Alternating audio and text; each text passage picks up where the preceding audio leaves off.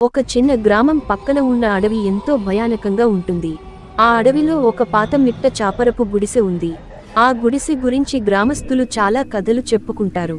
ఎవరైనా ఆ గుడిసెలోకి వెళితే తిరిగి రాలేరని అనుకోవడం అలవాటుగా మారింది.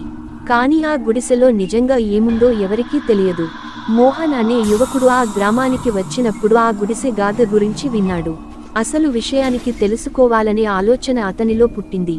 గ్రామస్తులెవరూ అతనిని ఆగమనంటూ పలుమార్లు హెచ్చరించినా మోహన్ వినలేదు. రాత్రి నిశ్శబ్దంలో ఒక టార్చ్ లైట్ పట్టుకుని మోహన్ ఆ గుడిసెలోకి వెళ్ళాడు.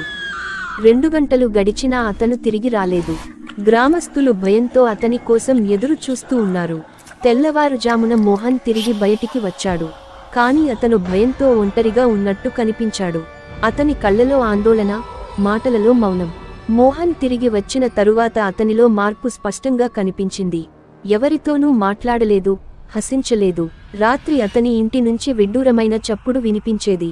ఎవరైనా ఆ గుడిసె గురించి అడిగితే అతను కుదురుగా మాట్లాడలేకపోయేవాడు. గ్రామ పెద్దలు అతని దగ్గరకు వెళ్లి నిజం చెప్పమని ఒత్తిడి చేశారు. అప్పుడు మోహన్ తన గుండె లోతుల నుంచి కథను బయటపెట్టాడు. ఆ గుడిసెలోకి నేను వెళ్ళినప్పుడు అక్కడ తెల్లని చీర ధరించిన ఒక స్త్రీని చూశాను. ఆమె కన్నుల్లో ఏదో అగ్ని ఉంది. నా శరీరం కదలకుండా పోయింది. ఆమె నన్ను కూర్చోమని చెప్పింది.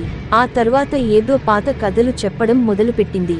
వాటిలో మోసం, న్యాయ వ్యతిరేకం, మరణం అన్నీ ఉన్నాయి. తండ్రికుడు ఆ గుడిసెలో ఉన్న ఆత్మ శాంతించడానికి ప్రయత్నించాల్సిన అవసరం ఉందని గ్రామస్తులకి సూచించాడు. కానీ ఆత్మ బయట పెట్టిన నిజాలు గ్రామాన్ని కుదిపేయగలవన్న విషయానికి అర్థమయ్యింది. గ్రామ పెద్దలు ఆ గుడిసె చరిత్ర గురించి పరిశోధన చేశారు. అందరూ ఓ వృద్ధుడిని కలిశారు. అతను చెప్పిన కథ ప్రకారం ఆ గుడిసె రాధ అనే యువతికి సంబంధించింది. ఆమె ఒక ప్రభావవంతమైన వ్యక్తి చేతిలో మోసపోయి ప్రాణాలు కోల్పోయింది. ఆమె ఆత్మ ఇప్పటికీ న్యాయం కోసం తహతహలాడుతోందని ఆయన వివరించాడు. మోహన్ తన భయాన్ని పక్కన పెట్టి ఆత్మకి న్యాయం చేయాలని నిర్ణయించాడు. తంత్రికుడి సహాయంతో ఆత్మను మరలా పిలిచాడు. రాధ ఆత్మ ప్రత్యక్షమై చెప్పింది, నా ప్రాణాలు తీసిన వాళ్ళు ఇంకా నడుస్తున్నారు. న్యాయం జరిగితేనే నేను శాంతిస్తాను. గ్రామస్తుల సహకారంతో మోహన్ దర్యాప్తు చేశాడు. రాధకు న్యాయం జరగకపోవడానికి కారణమైన వ్యక్తి ఊరిలోనే ఉన్నాడని తెలిసింది. అతని కర్మలను బయటపెట్టిన తర్వాత అతను తన తప్పులను ఒప్పుకుని క్షమాపణ కోరాడు. తంత్రికుడు ఒక హోమం నిర్వహించి ఆత్మకు శాంతి కలిగించాడు. ఆ గుడిసె గురించి ఉన్న భయం ముగిసింది. గ్రామం కొత్త జీవితం ప్రారంభించింది. మోహన్ అందరి గౌరవాన్ని పొందాడు. గుడిసె చీకటి చరిత్ర వెలుగులోకి వచ్చింది. ఇక ఆ గుడిసె ఒక పురాతన గాథగా మాత్రమే మిగిలిపోయింది.